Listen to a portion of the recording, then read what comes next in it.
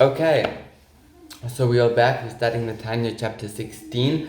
It's been a short while since I've recorded, just for different reasons, and it was over Purim, etc. So I apologize if you are listening in series chapter 15 to chapter 16. It might seem a bit jumped because my mind has totally been all over the place, and not in this context of the Tanya. The daily Tanya is something completely different in the Tanya. But okay, after that random introduction, let's learn some Torah. So basically, chapter 16 is a continuation of chapter 15. The one idea which comes through quite clearly in chapter 15 is the idea of serving God. Now, what comes to mind is, as I said, this concept that this idea of serving God is actually relevant for every individual, no matter where you are on the scale. Even though chapter 15 is speaking about the Benoni, one who serves God and one who does not serve God, if I'm not mistaken. Yes, that's what it says. Nevertheless, I'm saying my understanding is in practical terms. This actually refers to anyone, even the tzaddik, the Benoni, and even more so the Rasha, we don't like to say, but the less than Benoni. There will be areas in your life, there are areas in my life, where we're not serving God. We're doing Torah and mitzvahs, but are we serving God? That's basically the question. If that's not clear, a basic explanation and basic example is that the explanation is that your service of God is natural. That is not really termed service. An example, it's natural for you to go to shul every Shabbos morning. Not service, you enjoy it, you like it. There's nothing wrong with that, but it's not service. So how do you make that service?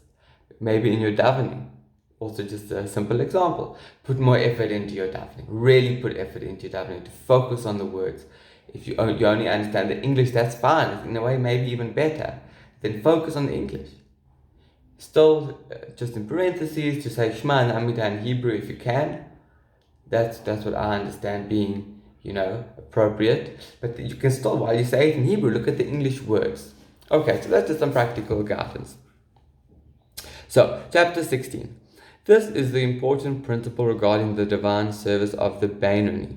The essential thing is to govern and rule the nature that is in the left ventricle of the heart, as we said before, by means of the divine light that irradiates the divine soul in the mind.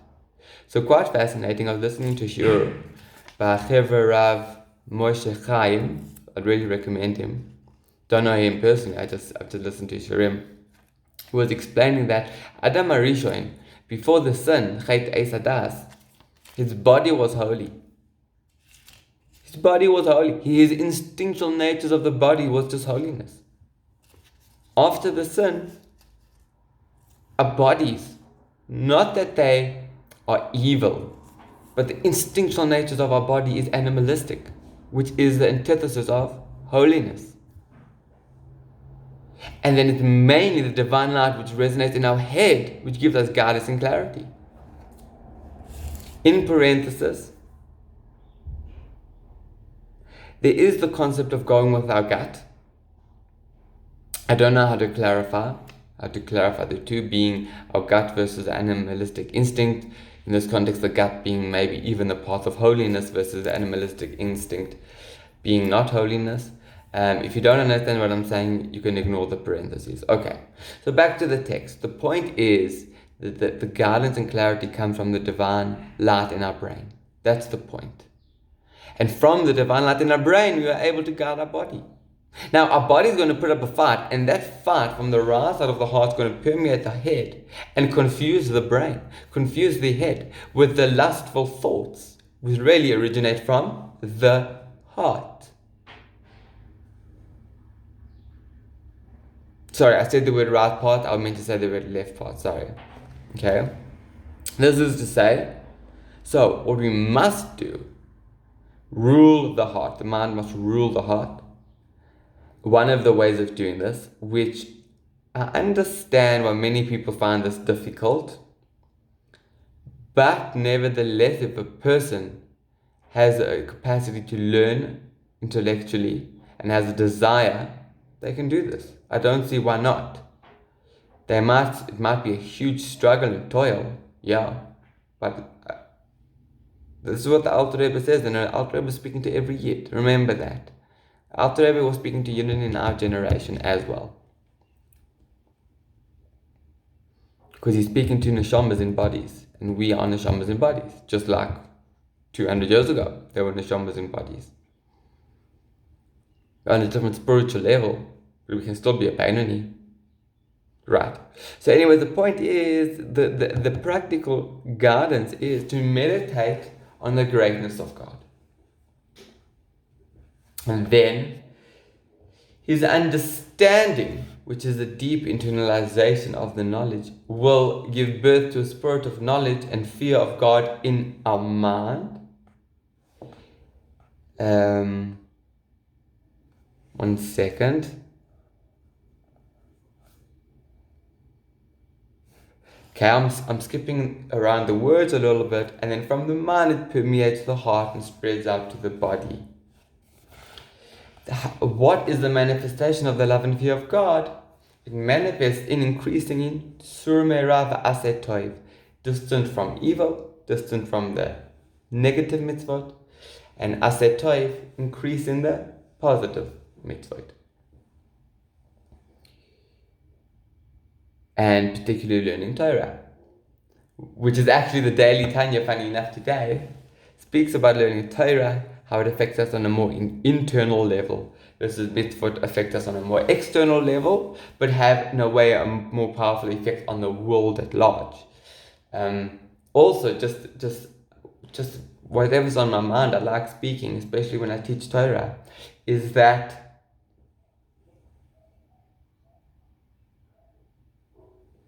learning Torah is, to say it's critically important is an understatement. Because it's critically important. Learning Torah is what changes us on the inside. Then part of learning Torah, you have two parts. You have Nigla and Nista. You have the revealed parts of Torah, the more exoteric. Then you have the Nista, the concealed parts of Torah, the esoteric. And it affects us in different ways. So yes, ideally we should be learning both and everything, but it's particularly the Nista, the esoteric Torah, which transforms us on the inside, the most internally, tuning us in eternally with Hashem, the will of Hashem, and the holiness of Adam Harishon, tuning us in with that original holiness. It's a lifelong struggle, but nevertheless, this is the path and channel to do it. Okay,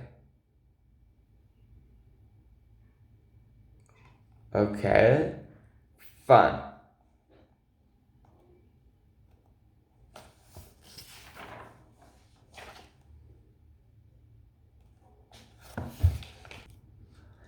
Okay, sorry about that delay. I was just concentrating on the text. Basically, this is the opportunity we have to break through from the body, to break out of the sheath of the snake, which is the source of the fact that our bodies are animalistic, comes from the sin of Adam. So we are able to break out, mainly through the pathway of the mind, through the learning Torah. Through learning Torah, we're able to break out. Now, having said that, it feels more like a verbringen, but that's fine. Is that as much as we are, and let's say we are, not maybe, potentially, me, not you, let's be realistic about it. We are trapped by the snake. We are trapped by our desires. That's what Pesach's about. Which is, by the way, in lesson of mine right now. Pesach is about breaking free from those desires. But then there'll be Pesach next year. I mean, please God, Mashiach will come right now. And I mean it, mamish. But then we have Pesach next year and Pesach next year. And where do we finish? What's happening? In other words, as much as this concept of freedom, this concept of breaking out of the snake, transforming our bodies, is real, and it's Torah, and this is one of our divine missions in this world. For the Beinoni, not for the Tzaddik, for the Beinoni, and for those lower than the Beinoni. As much as it's real, it stays in the realm of avoida. In other words, to a very large degree, not completely, but to a very large degree, as much as we transform ourselves, we'll still have the animal soul that desires animalistic tendencies. Can we diminish it and diminish it? Yes. Little by little. But at the end of the day, we're going to still have this animal soul. So I can't remember where else in the Tanya, then the person might be very perturbed. You have two different types of perturbation, if that's a word, like being perturbed. The first type is you are perturbed because you're putting in effort in one particular area. Could be even be doing it for days, weeks, months, or even years. Which I'm too young to say that I've been doing something along those lines for multiple years. But a person could be putting in effort in one area and maybe they're still struggling in that area. That's the first type of being perturbed. And the second type of being perturbed, by the way, the answer is the same. At least generally the answer is the same. The second type of being perturbed is that a person grows in one area, and then in another, and then in another. But where does it stop? What point does a person say, you know what, I just want holiness, my body just wants holiness? What point does their body turn into a desire of desiring holiness, instead of just desiring food and base animalistic things and sleep and just basic animalistic things? Why can't I just walk around desiring holiness all day long and then obviously acting on that? Why is it always a struggling and a challenge in my life? And the answer, the general answer for both of these two types of being perturbed, is that this is the avoider of the Beinoni and the less than Beinoni relative to the tzaddik.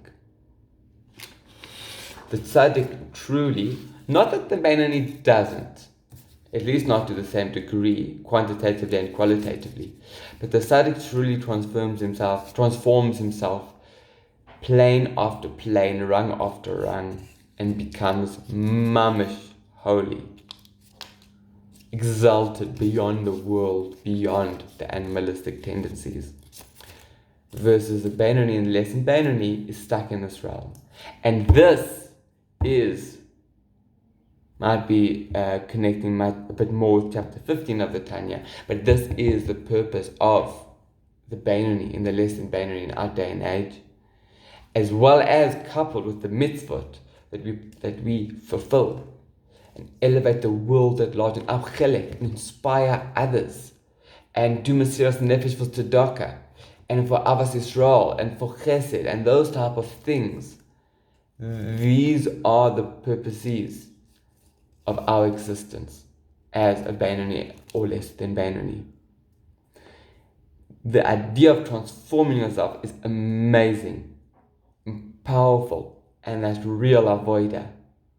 But one must not be perturbed by the lack of achievement in this realm, because the main goal of the Beinoni is the input into this realm, not the output, not the output which has been achieved. So I thought that was very important to say. Let's see where we're holding with time and everything. Fine. So the Beinoni puts in a lot of effort to contemplate in his heart and mind understanding,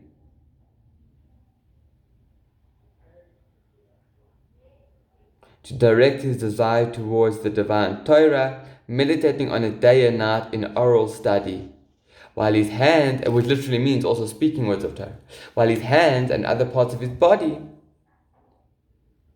do the mitzvot in accordance with the mind. So obviously, tefillin is on the arm, lulav and esrog is with the hands, tzedakah is with the hands, different mitzvot, literally sitting in the sukkah, your body, women going to mikveh, their body. So we have different mitzvahs. Mezuzah on the door, that's also our house, that's our external garment.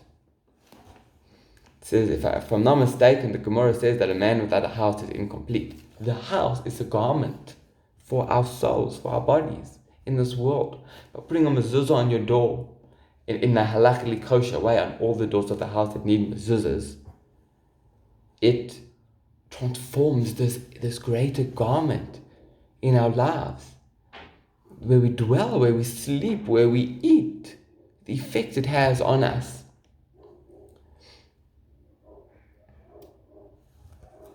Fine. And the love and fear, the emotion of the emotions of love and fear of God are the wings that make the mitzvot fly. So those actions that you do, when they're based on the emotion of love and fear of God, it takes the mitzvah and throws it into the highest heaven, metaphorically speaking. According to Kabbalah, it explains, but conceptually, that's what happens. Relative to doing the mitzvah without love and fear, doing the mitzvah by rote. Big difference in the mitzvah itself. Makes a big difference. It's different in the way, but I understand it's different in the way that it affects the world. Not certain to what degree, but definitely in the concept of the mitzvah itself. Unfortunately, I can't expand on that point. I would love to know more myself. So, fun. Then there's a concept, and we can potentially end on this concept. Tell you now. Fine. Then there's a concept, and we'll end on this note. What happens? Okay, so let's say, ideally, I eat matzah on Pesach night, and I have the intention of serving God. This isn't a joke, this is very real. Serving God by eating the quantity of the most kosher, holy matzah I can buy in the right time. After saying the bracha with intention, and I'm fulfilling the mitzvah of matzah and the effect that it can have on my body, and the fact that I'm uniting with God through doing the mitzvah. Two different intentions, a general intention and a specific intention, but it doesn't matter. I'm putting in the effort of connecting to God through my mitzvah, and I eat the matzah, doing both. The intention and the action. But what happens if an individual has one or the other? So if you have the action, you still have the mitzvah. It might not be flying to the highest heavens, but you have the mitzvah. But what happens if you only have the intention? If a Jew is, God forbid, stranded or stuck in an island or a desert or an island or jail or who knows what or where or how, and it comes Pesach night and he yearns and desires that matzah, that mitzvah. What happens to that intention amongst the Jewish people? Is it just lost, God forbid? The answer is no. The verse says, comes from Kiddushin in the Gemara. Hashem, blessed is He, unites the good thought to the deed. That Jew's intention, thought, emotions is united with another Jew who did the mitzvah without intention, without emotion, and they become one. So another Jew on Pesach night, who might not even say the bracha on the matzah, but he eats the matzah, and he does the mitzvah with no intention, that mitzvah is united with the other Jew who has all the intention in the world but doesn't have matzah. And it fuses and becomes one. And may this shed us more light on the mitzvah of Avas Yisrael, the mitzvah of loving your fellow Yid, recognizing how we are all one. We one in different bodies, but we are one. May Mashiach come now.